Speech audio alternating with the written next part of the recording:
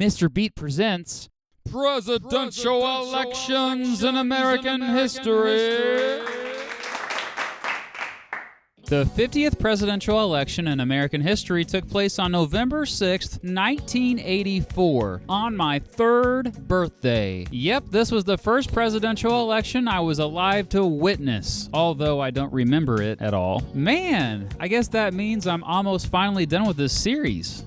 Wow. Anyway, Ronald Reagan was easily renominated as the Republican nominee after a strong first term. The economy had rebounded, and many Americans seemed to credit Reagan for getting the rest of the world to respect the country more. Sure, the government didn't shrink much, and military spending went way up, but that seemed to be what everyone wanted. Reagan talked trash about the Soviet Union, but more discreetly took the beginning steps to help end the Cold War. Vice President George H.W. Bush was also easily renominated. This was the only time both a vice presidential roll call and presidential roll call were done at the same time. While at least 8 Democrats sought their party's nomination, only 3 won any state primaries. One was Jesse Jackson, a civil rights activist and Baptist minister, and the first African American to be a serious contender for the presidency. Another was Gary Hart, a senator from Colorado who became the main rival to Walter Mondale, the former vice president in the Carter administration, who appeared to be the one to beat. Well, Hart came close, but Mondale came out as the winner. In a somewhat surprising move, Mondale went with Geraldine Ferraro, a representative from New York,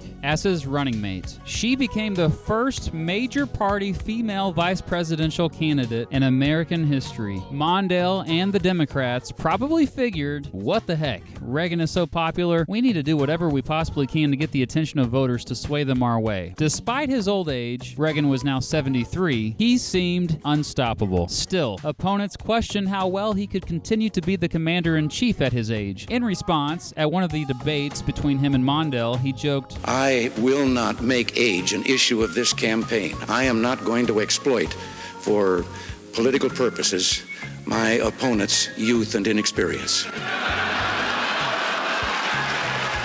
Mondale criticized Reagan's supply-side economics, or more commonly called trickle-down economics, and called attention to the rising budget deficits. His solution? Raise taxes. Sure, the people love hearing that. Despite Ferraro becoming the first major party female vice presidential candidate, she didn't generate the excitement that Democrats had originally anticipated. And here are the results.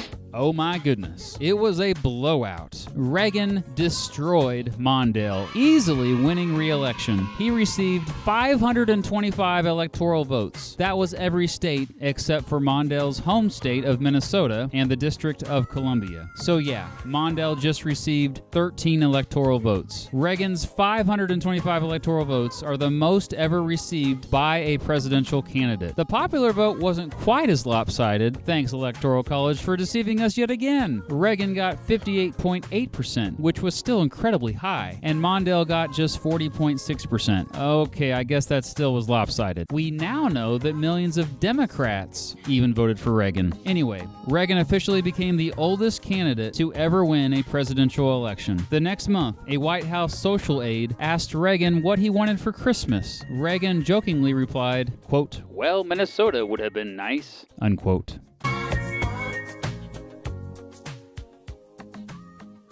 I'll see you for the next presidential election, buddy.